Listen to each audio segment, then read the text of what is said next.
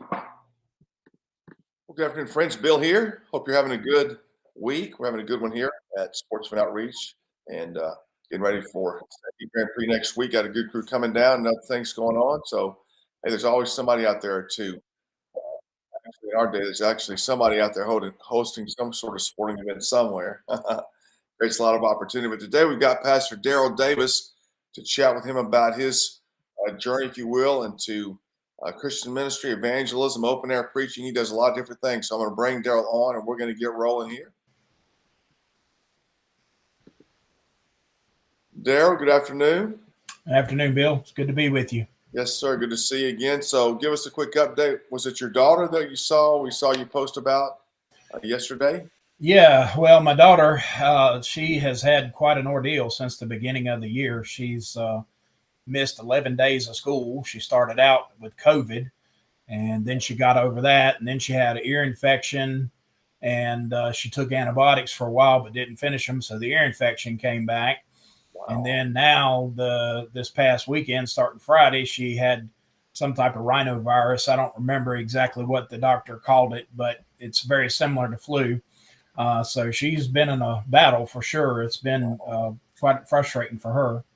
That's what's her age? What year is she? She's 16, so yeah. She's in 10th grade. Gotcha. Wow. All right, we'll tell us her first name so we can all pray for her. Yeah, her name's Rebecca. Rebecca, cool. Now you live in the Raleigh area, right? Well, where do you live in Raleigh, or what city do you live in? Yeah, I live about 30 minutes east of Raleigh in a tiny little town called Middlesex, and population about 700 people. So it's not much out this way, although Raleigh is trying to grow our direction, so they're building new houses all the time. Gotcha. Where does she go to school? She goes to Southern Nash High School, which is over in the next town called Bailey. Oh, Nash County. Oh, well, that's cool. Well, good. Well, thanks for joining us today. So tell us about when in your life, if you can remember, be as specific as possible, when you had a sense of a call to enter just Christian ministry. First, just in that kind of general sense. What happened to you? What were you doing? How did you know God called you? These kind of things. Sure. Well, Bill, it kind of goes back to part of my testimony. I grew up in a home that my parents didn't really go to church, although I had an uncle who would make sure that I had clothes to wear to go to church and a ride to be able to go whenever my dad would let me. And so about the age of 15, I began hearing the gospel at church. My pastor came to the house and talked to me about salvation, shared some verses, the Romans Road. But then I was baptized, but no change in my life. It was still same old me, still running after the same sins. So it wasn't until after I got out of high school, I went to college and then went to work for a company called East Coast Aluminum. Met a man named Tim, and I could see the difference that Jesus was making in Tim's life. So in the spring of 1994, I don't remember the exact date, but I went home and I knelt by the bed. I was still living with my parents at the time. And I said, Lord, I've been living life on my own terms. I'm tired of living this way. And I need you to come take control of my life. And so from that moment on, there was change. And particularly one of the things that changed about me was my desire to get into the Word and study the Word. So I started going back to church on my own. I would spend 2-3 hours a night learning the Word or reading books about the Word. And so I felt like a sponge at that time. So I'll never forget my friend Tim. He said this. He said, God's not going to give you all that knowledge without doing something with it. So as I was getting involved in church, I had a mentor there. His name was W.T. Rose, and W.T. got me involved in teaching Sunday school, got me involved in prison ministry. And then through all that, I really believed that God was calling me into full-time ministry. So in the fall of 1995, I surrendered control over to the Lord as far as going into ministry full-time. My wife, met her during that time, and we were married in 1996. And so I had accepted publicly the call to go to ministry, but I really didn't know exactly what God was going to do with that. So over a couple of years, I began to focus in on the ministry of evangelism. And a lot of people were saying things like, well, you'd make a good evangelist, and was filling in at churches and that kind of thing. So I went to a retreat in Asheboro in 1998 where there were other evangelists there. And so that was kind of my introduction to the ministry of vocational evangelism. And I just really believe that's where the Lord was calling me to.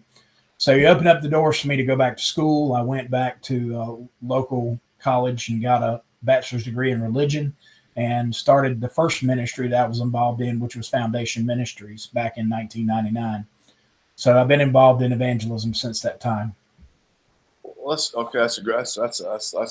lot of questions right there. So let's go back to the beginning when you're going to church as a teenager. I think that's a fascinating process. When you were talking, Darrel, it was like, hey, it doesn't matter how you got exposed to the word, but you got exposed to the word, right? Oh yeah. There was some effect to you, and then the pastor came and met with you. So I love that. Like the pastor actually came to sit down, describe like kind of how it happened. What was that his norm? Was that a common practice?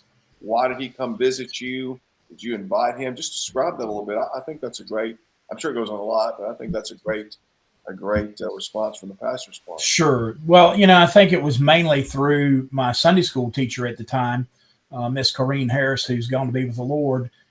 She spoke with our pastor about that. And so he came to the house one day to visit. And he was one of the old school preachers who went to visit people in their homes, and he would even go visit my grandmother, who was not a member of the church. She was a member of another church in the area. But we sat in the car and he shared those Bible verses with me while we were sitting there and told me, when you're ready to commit your life to Christ, this is what you need to do, which of course involved coming forward in church, being baptized, and so forth. And, I could answer some questions in Sunday school, and I knew enough about the Bible to get in trouble, I guess. Well, that's so neat. So obviously so you said that was a common practice that he had, visiting, Yes. coming to the home and, obviously witnessing and so forth. What do you think about that? I mean, is that still going today? I don't ever hear about that. Is that going today? Yeah, I think it's kind of rare these days. I know of a few pastors that are involved in that kind of visitation ministry, but it's so much pressure on the pastors these days to take care of pastoral care issues and stuff that it becomes difficult for them to actually get out and do evangelistic visitation. So it's kind of an unusual thing these days. That's pretty interesting, to sit down and, so obviously a straightforward interaction. There's, hey, I've come to show you some verses. Let's talk about this. I mean, you got to appreciate that the way he did it. So you're a teenager and you go forward and pray and whatnot. Did you have an idea that something was supposed to happen? What was your expectation, if you remember, after you did that? Well, I don't know that I necessarily understood what it meant to be born again. And I would see some of the other teenagers around and see the way they acted and the way they lived for Christ. And I thought, well, I'm not a bad guy compared to them. So I didn't really understand what the new birth was and how Christ could change my heart and change my direction. My favorite verse is, if anyone's in Christ, they're a new creation. Old things pass away and all things become new. And I really feel like that was my testimony at the age of 24. But again, at 15, there was nothing like that in my life. So, and once I come to understand that, then I realized, okay, I probably didn't know the Lord back then. What did your parents say when you're 15? They were not really that involved in it. My dad, he had a lot of mental issues. So he was manic depressive and had passive aggressive personality disorder. My mom, I think she was kind of excited about it, but again, they were not regularly attending church. But in fact, she came for the baptism. I don't think he did. But there was not a big Christian influence in my home. Gotcha. Oh, so then you go to college and work. You meet Tim. I think you said his name was, and is that right? And so clearly, the Lord had brought people into your life. So you're interacting with Tim.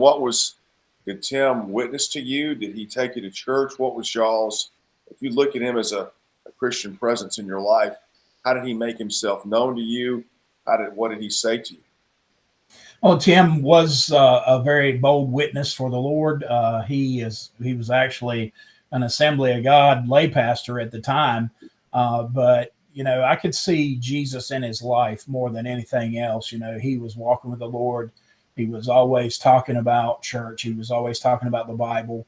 And so that was a frequent discussion that we would have. And again, I think I knew enough about the Bible to be dangerous, but, I would listen to what he had to say, and I would see his actions. And, I just realized at one point that I didn't have what Tim had, even though I claimed to be a believer in Christ. Do you think that in the sense that you're obviously you kept coming, you didn't go off and not come back. That's good. Why do you think that happened? Why did you not rebel and say something and God's not real, whatever? Why'd you keep coming? Well, Bill, I really believe that even though I didn't know the Lord, I believe the Lord was working in my life the whole time.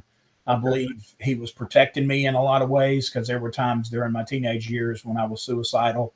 And once again, that same pastor that sat down with me to talk about salvation came to talk about the value of my life and everything.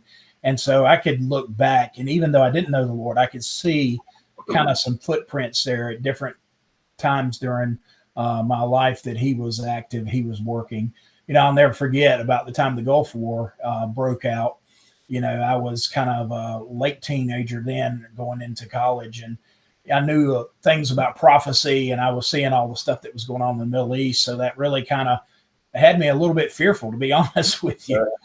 But, again, God used all that. He used it all together to bring me to that point where he was at work, and I was willing to surrender my life to him. That's interesting. Was the pastor, I guess you went to that same church. Did you keep going to church as a teenager? Yeah, this is kind of like the family church. So I was a member of that from the time, again, since I was 15, but that was where I would go. And, it was a strong church. By the time that I gave my life to Christ, we had a whole different pastor that came, because the other pastor moved on to another church. But, that was always a constant in my life. I really owe a lot to my home church, Galatia Baptist. And in fact, I'll be preaching there this coming Sunday, which I enjoy as a privilege. That must be exciting. That's pretty cool. That's pretty cool. I love those stories. So you meet Tim, and then you go off to get a degree, a Bible degree, right? And what were you thinking? Like, hey, I want to know more. Or did you have a plan, or did you just take it a day at a time?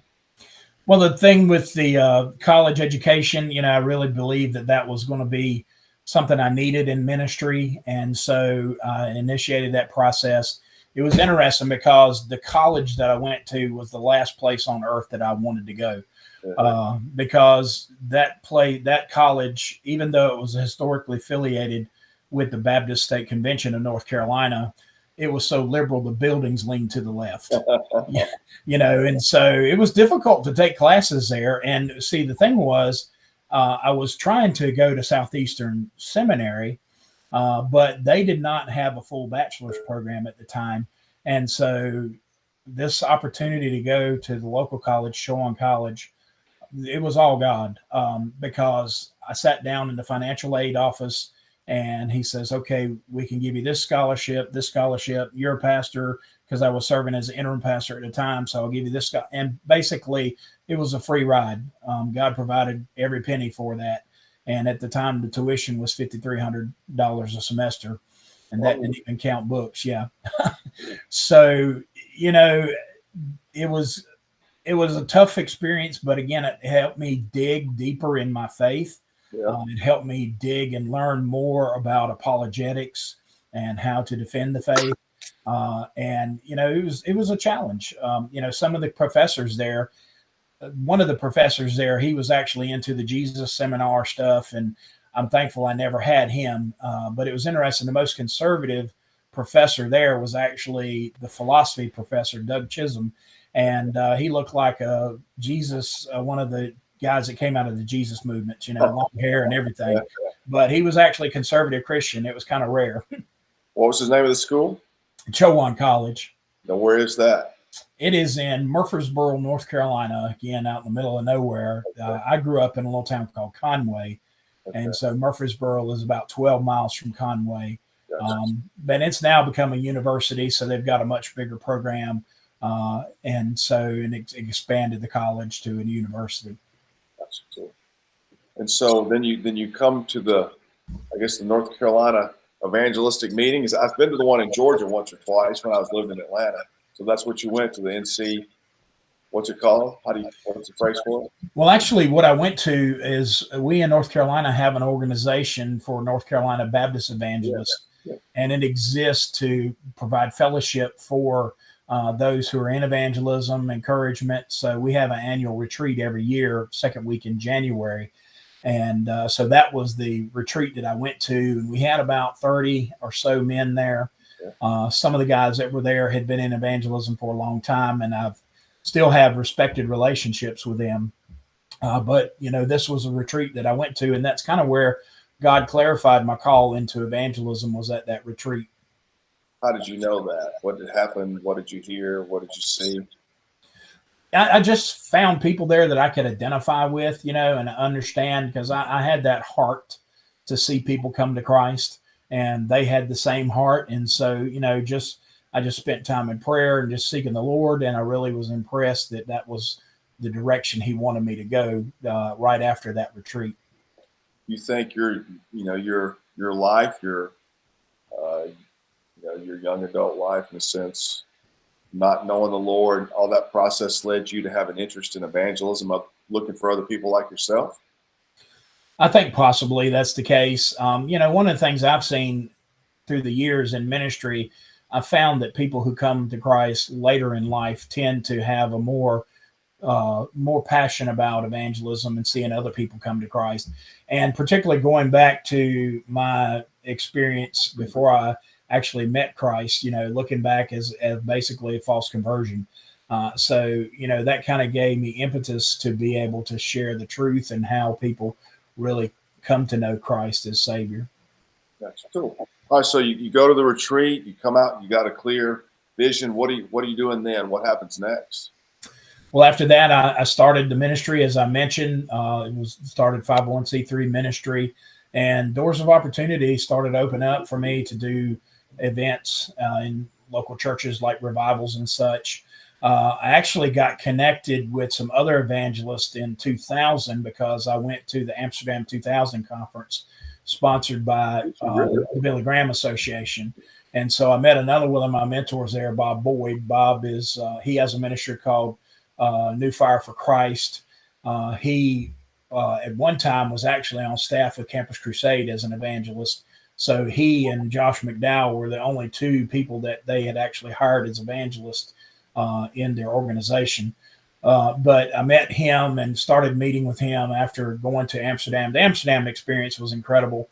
10,000, 11,000 people from all around the world, all these different perspectives. It really made an impression on me, and developed some relationships. I was able to do a mission trip to the Philippines with one pastor that I had met. And then I got connected with the Luis Palau Association.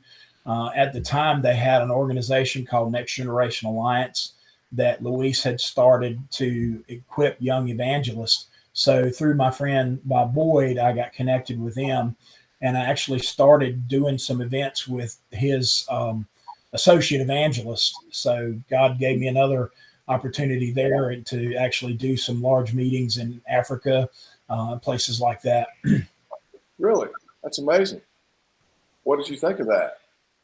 Well, it was a different experience, that's for sure. I look back on it now, and I'm thankful to have those opportunities. I mean, we were doing some crusade meetings in places in Africa. For example, one that we did in Tonga, Tanzania, we had 5,000 people per night attend the meetings. Wow. And it was with different churches. So it was not just Baptist, it was Pentecostal and Anglican and all these different denominations.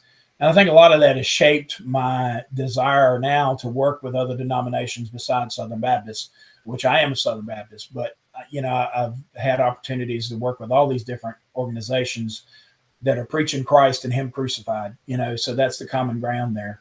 But so those were things that God opened up for me. Well, that's amazing. Like right initially, you have all these amazing opportunities. That's pretty profound. So it was a God thing, and it was interesting because he provided for every one of those meetings that we did. Some of the meetings that we did, we had to help the local churches with expenses and stuff. So, I was having to raise $7,000-8,000 at a time to be able to provide, what was needed to have those meetings. And we also had pastors' conferences at the same time. So we were not only preaching the gospel to people, but we were equipping the local pastors on how to preach the gospel. So this is just a curious question in the sense of like Bob Boyd and Louis Palau, what do they do different, better, whatever that we don't know? What's their secret? Well, I don't know that it's different or better. I think it's just a different calling.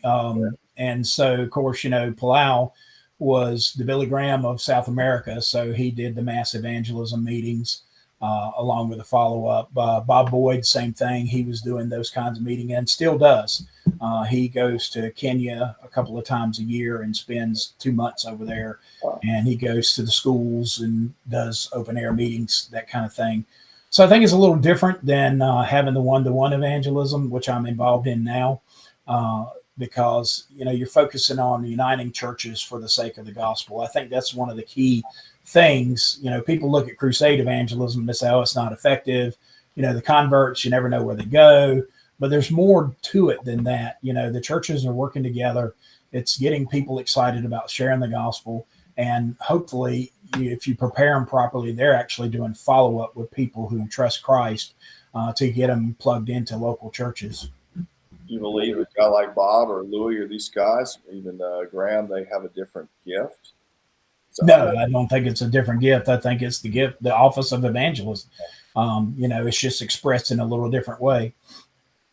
I mean, I imagine Billy Graham. I mean, look, he must have a very high level of administrative capacity and organizational ability. I mean, that's just, he's got to have some natural skill that a lot of guys don't necessarily have. It's not a ministry skill, but that's a pretty big task to pull off. And then organizing churches. I mean, that just doesn't happen. You know that. I mean, that's a challenge. So, well, I think one thing with the Graham organization, the Palau organization, he may not have necessarily had those administrative gifts, but God gave him wisdom to put people on his team that did have those gifts. And so that's what made them be able to do the kind of ministry that they've done, is because God led him to people who were capable of handling the things that he wasn't able to do.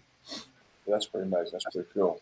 Well, that's pretty fascinating. So you're like, what was the time frame you are starting to evangelize and preach to these, and then how long did that last for you? What were the years, or how many years did that last for you? So this was going on about 2000, from year 2000 to about 2007, 2008. Wow. And then about 2007 and 8 is when I started transitioning more to personal evangelism and to equipping pastors and church members for personal evangelism. So it was a streak there of about 7 years that we were doing this type of ministry. That's pretty nice.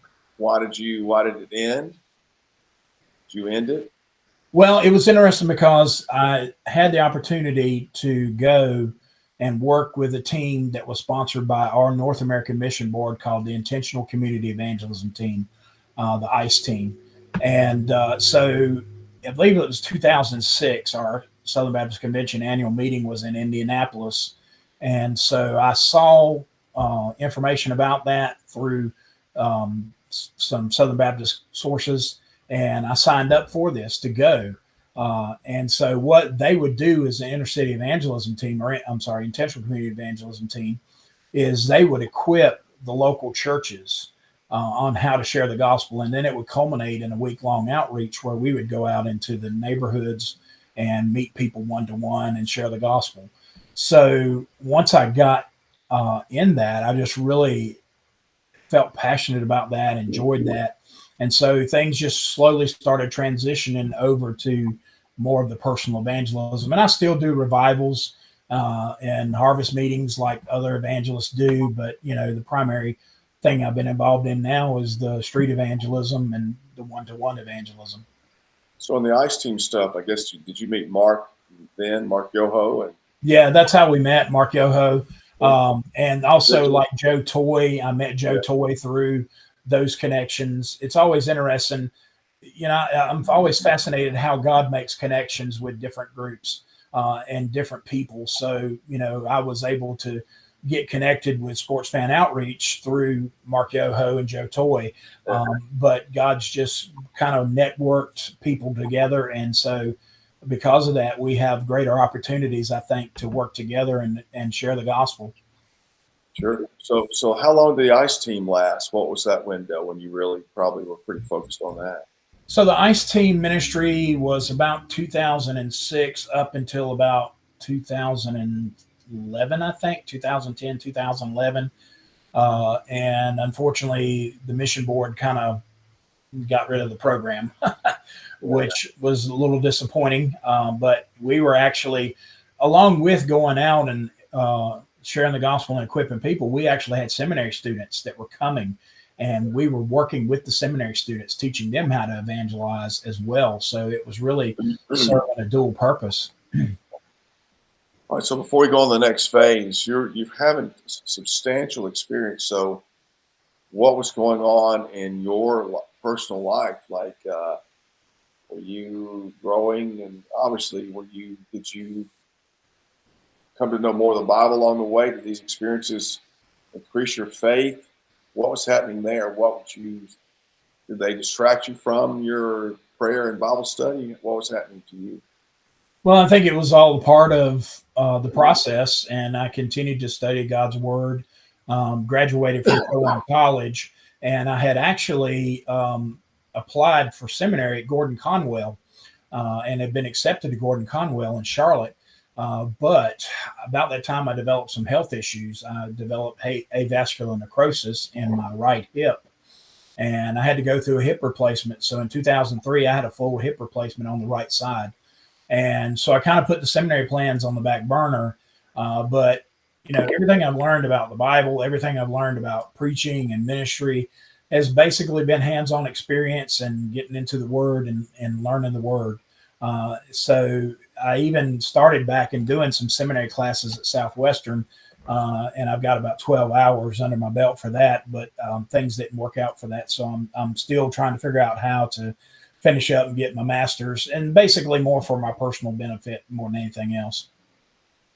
Well, it sounds like, especially, I mean, we experience this, but the evangelist, like if you, excuse me, what I'm getting at is, the pastor and the evangelist in the sense are preachers.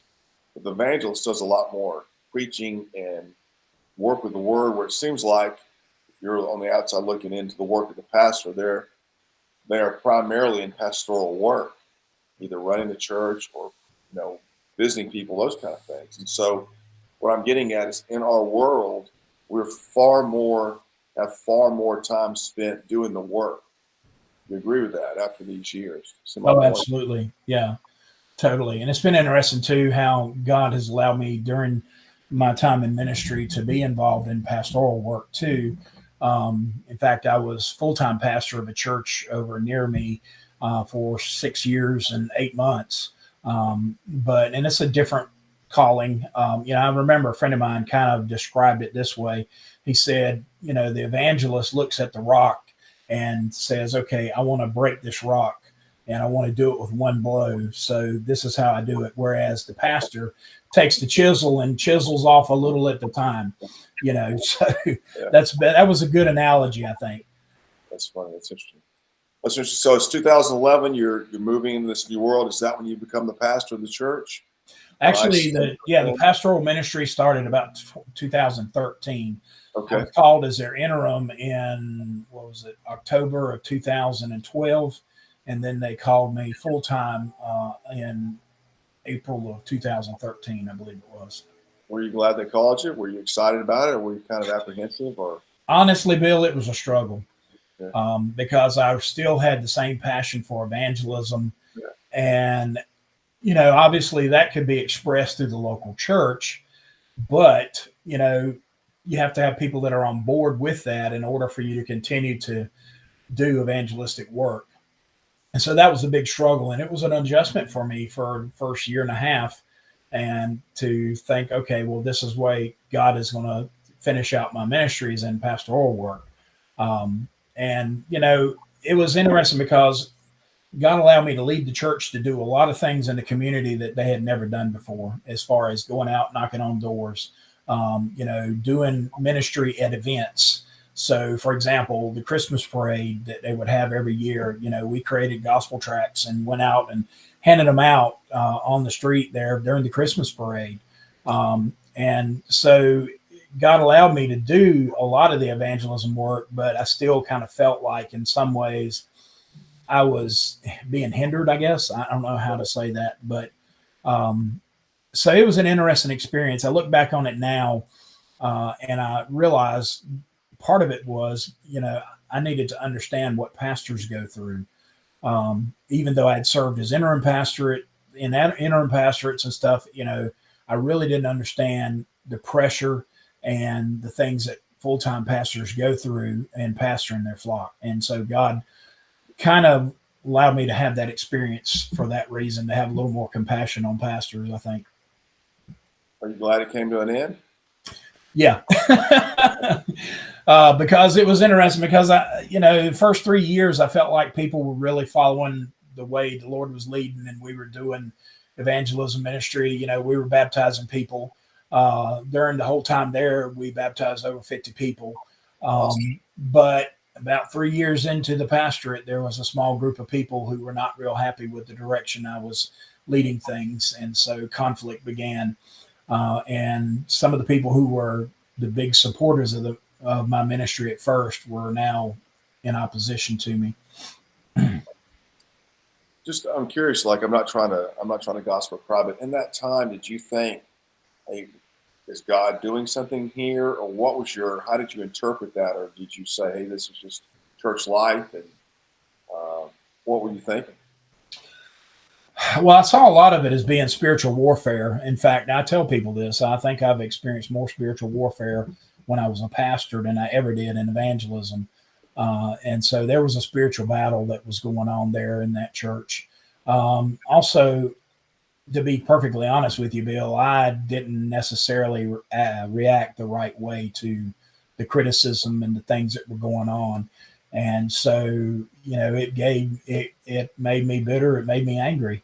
And unfortunately, that kind of came out in my relationships with people in the church. And so I look back on that now and I'm like, that was a huge mistake on my part to react that way. But, if you're a pastor or any kind of ministry, it becomes a part of who you are. It's not something you turn off at 5:00 on Friday. It's a part of who you are. And so it affects you, it affects your family, everything. And it makes it difficult.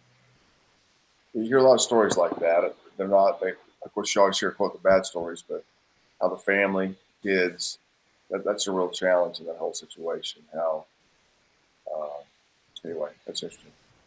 You left, and then what happened after that? Well, for about 3 years after I left, I just kind of drifted around trying to figure out what the Lord wanted me to do. I was doing odd jobs. I really wasn't doing a lot of ministry. We got involved in another church in the area. And it's kind of interesting because at this church, the pastor of the church actually is the son of the man who mentored me when I first got saved. So his name is Darrel Rose. Ed Rose is my pastor. And so we've already had a relationship with each other. But, again, I just kind of drifted around trying to figure out what I wanted. But the call to evangelism was always there in the back of my mind. And I had people who were saying, hey, you need to get a job. My wife was begging, you need to get a job. But I just didn't feel like God would allow me to do that. And I think for about a 3-year period after I left that church, God was allowing me to heal because I was not in a good position to be able to do ministry. And so that time of healing was necessary. And then all of a sudden, once the Lord felt like I was healed, then doors of opportunity for ministry started to open up. So in that time of that 3 years, I mean, I guess you did. I'm not sure you did, but I guess you did reflect. I can't imagine reflecting back to being on stage in Africa and so forth, all those people coming, all that, the ice team, those are pretty lively those are not usual evangelistic opportunities people have. And if you look back and go, man, where were the glory days? What happened to those? Or how did you think it all through at that point?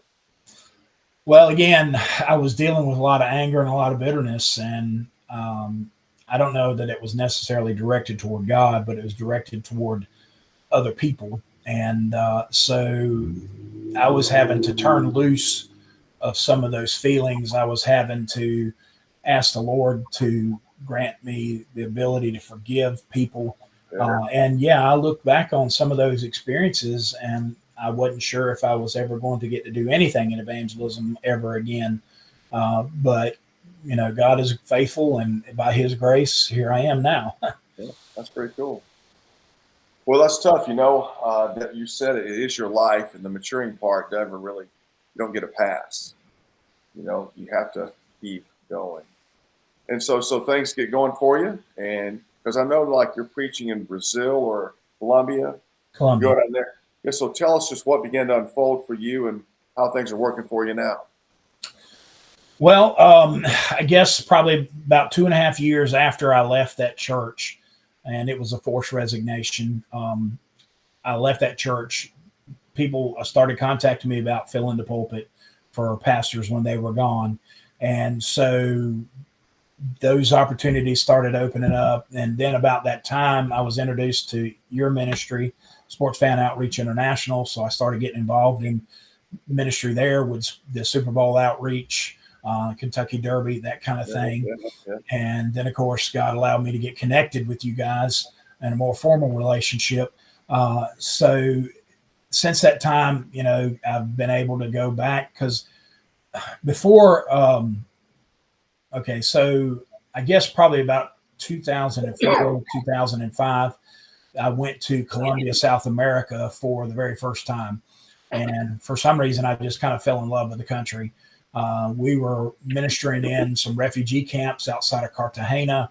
If you know anything about the history of Colombia, Colombia was kind of dealing with a civil war with people within their country for 20 to 30 years, the guerrilla groups and stuff.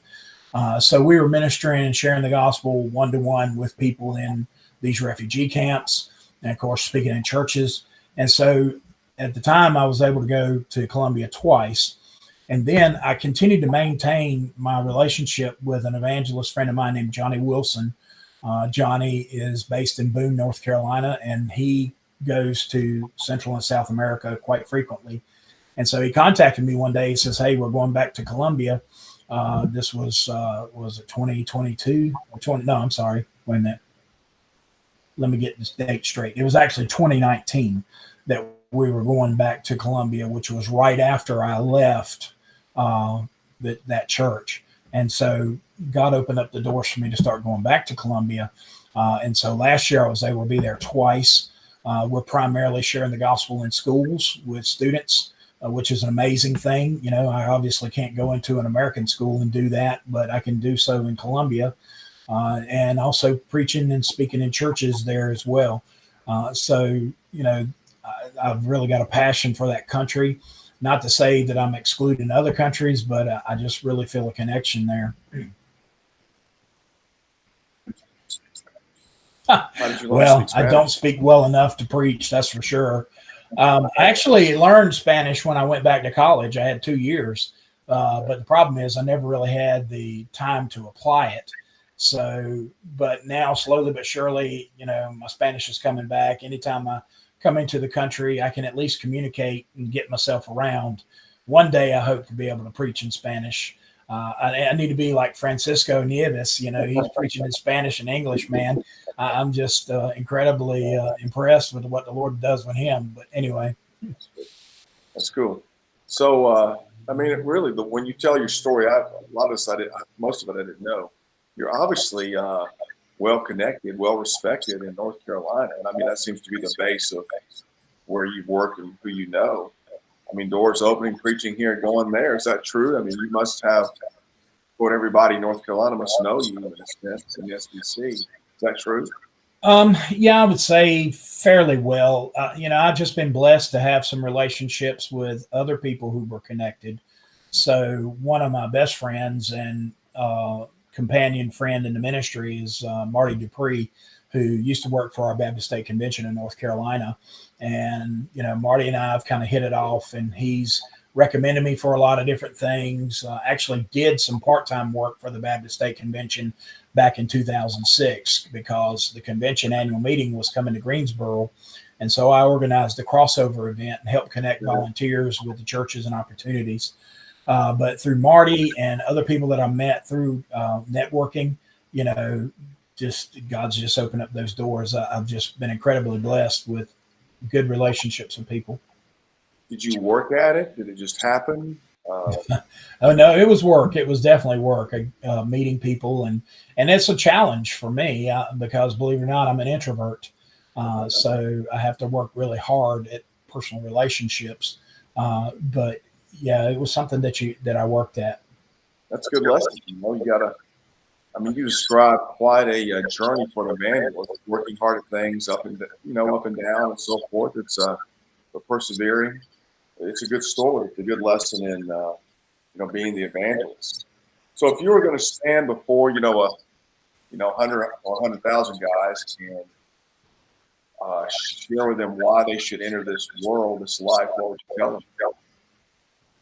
I'll say that again. I didn't quite catch that. If you were going to stand in front of 100 guys and try to convince them, humanly speaking, to become an evangelist, what would you tell them? Well, the first thing I would tell them is if they're not called, they don't belong in this ministry because this is not an easy ministry. It has its own set of challenges like the pastorate does. One of which is the fact that so many churches today really don't seem to recognize the office of evangelist. They don't get evangelists involved in their ministries. I think every church probably has people in there that have that calling to the office of evangelist. And I think churches need to equip those people and get them out there. They may not necessarily be full-time in it, but they, can build an evangelistic fire in the church if churches would do that. So I'd say if you're not called to this ministry, don't even think about it. I get calls occasionally from pastors who might be a little unhappy with the current church situation. And they'll be like, well, I really feel like God might be leading me to evangelism. And I'm thinking, okay, it's not an easy ministry. It's not going to be easier than the pastorate. I have that opportunity now. I was just recently elected the president of the North Carolina Baptist Evangelists here. So I get frequent calls from people that are considering the ministry of evangelism. So they say, I don't know why I'm getting that feedback, but if they say, okay, I'm called, then what do you tell them? Why pursue it? Well, I think one of the things I tell them after that, if they're really called, I said they need to spend an amount of time building up a base of support before they even think about trying to do the work. Because if you're going to do this full time, especially if you're like preaching in churches and stuff, you're not going to live off of love offerings. You've got to have a base of prayer to support you. You've got to have a base of finances to support you to be able to do the work. And so I encourage them to look at that before they even think about trying to go into evangelism. Sometimes guys that are going into evangelism, they'll start looking, well, hey, how can I get into churches to do meetings? That should be the second thing. The first thing should be build that base of support that's going to help you do the ministry. And then the third thing, we'll just stop at three, but what would be the third thing that you would tell them? Well, I think, that they should just seek the Lord on opportunities to share, kind of define what their specific calling is, whether they're going to be, revival type preachers, whether they're going to be one-to-one type of preachers. They just need to try to kind of seek the Lord on that, seek his direction and guidance, and, pursue that and look for God to open up those doors for them to be involved in evangelism ministry. I go all the way back to right after I was saved and how God opened up the door for me to go into prison ministry. I never dreamed I would do anything like that, but I look at that as all part of my experience that led me to where I am today. So it was a process where God was kind of showing me a little at a time exactly how he wanted me to serve him. you have one or two good stories that you remember? Your favorite stories, evangelism stories? Yeah, I have to tell you, there's been some interesting adventures. I remember one time we were up in Indianapolis again for a crossover event because the convention, this was the second time that I was there for the convention. And we were staying at a hotel. And in the evening, we had a roommate, and I just couldn't go to sleep. So I decided, well, I'm going to get up and I'm going to go downstairs. I'm going to check my email and do such and such until I feel sleepy. And so I go down there and sit at the computer and log into my email program. Well, this lady comes in, African American lady. She walks in and she sits down at the computer beside me, and she says, I hope you don't mind. Says, my porno movie came out today and I want to go check it out. And I'm thinking, oh my word, what have I got myself into? And the Lord just kind of gave me this. I said, well, it doesn't matter what I think. My question is, what does God think about that? And, the look on her face was kind of like, oh, when she started sharing her story with me, she said her grandmother had been praying for her. She had, dreams that she was burning in hell, all this kind of stuff. And so here I am sharing the gospel with this lady at 1:30 in the morning. Wow. In the little computer room at the hotel. And I tried to get her to talk to one of the people that was on our team that was a female, but she never would do that. But I'm sure she probably thought to herself, what did I get into? Right. So that was an interesting story that I've had opportunity. There's a lot of them. I mean, go down to New Orleans every year for Mardi Gras and talk to people out there on Bourbon Street with all different kinds of stories. I'll never forget, we were out there one time sharing the gospel on Bourbon Street. And what we do in the evenings is we get maybe a cross or some signs, and we'll go and stand on one corner of Bourbon Street. And so we go out there and I had a brand new guy with me that I had been mentoring in evangelism. He'd never done anything like that. And so my buddy, he's got the cross, and here I am coming out here. And as soon as we got on Bourbon Street, we just came under attack.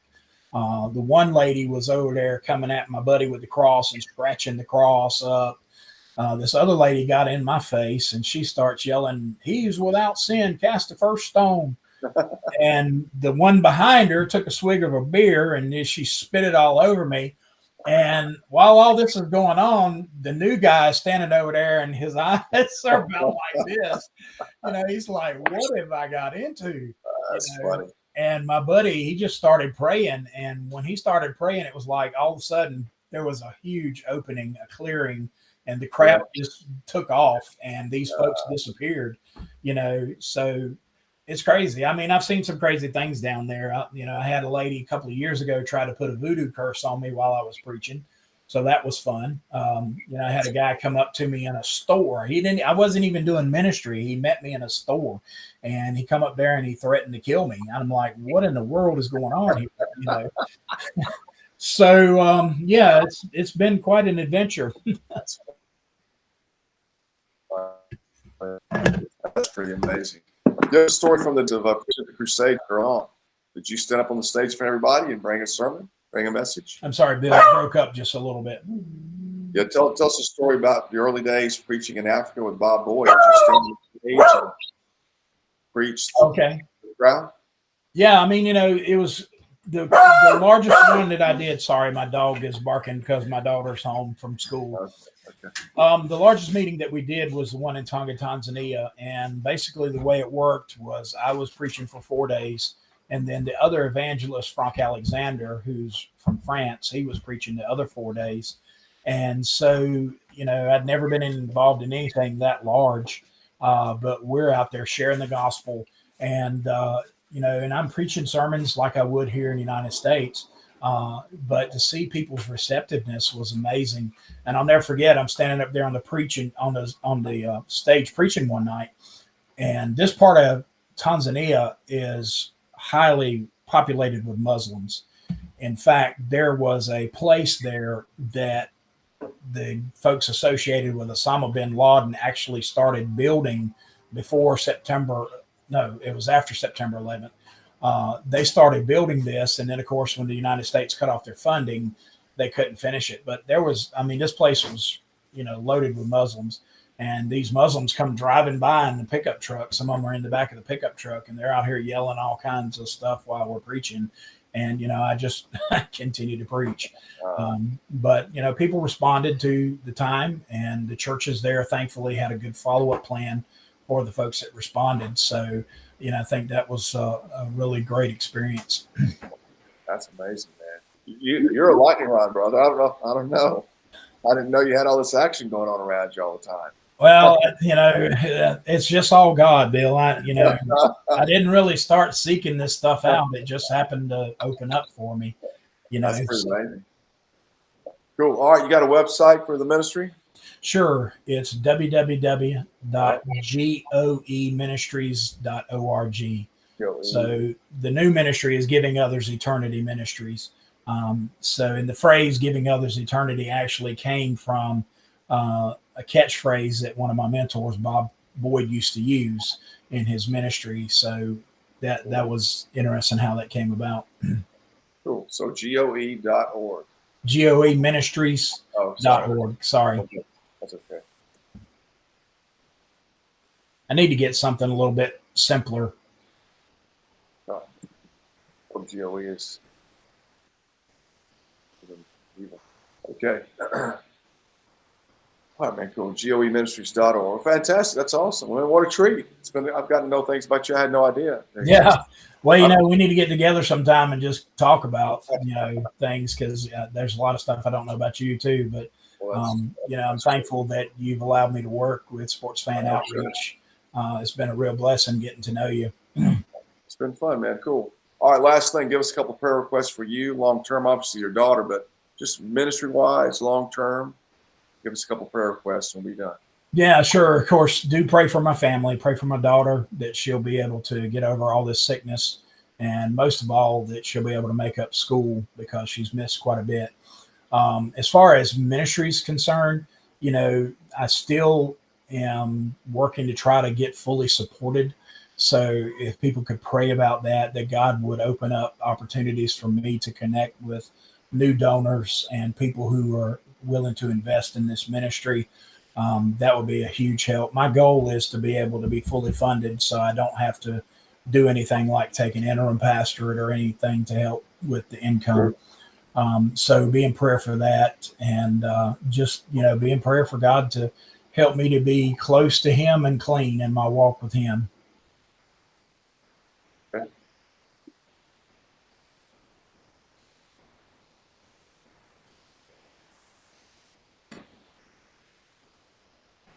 Yeah, Heath, I see you put the chat up here about the GWP annual fellowship conference. I wish I could, brother, but that's the same time as the Ocean City, Maryland outreach. So it's not at a good time.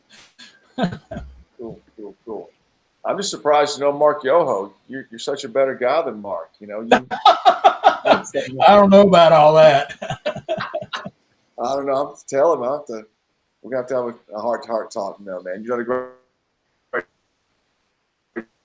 for tuning in. Inspiring story. Thanks so much. Keep it up. All right, man. Have a good day. Right, see you, Darrel. Take care. God bless you. Okay. Bye-bye. What a great story. Amazing. That is a great story. I didn't know all that. Honestly, I don't know if I knew much of it. But praise the Lord. Great story. Inspiring. The best song in the world. Hey, listen, friends. Hope you have a good weekend. Good week. We'll talk to you soon.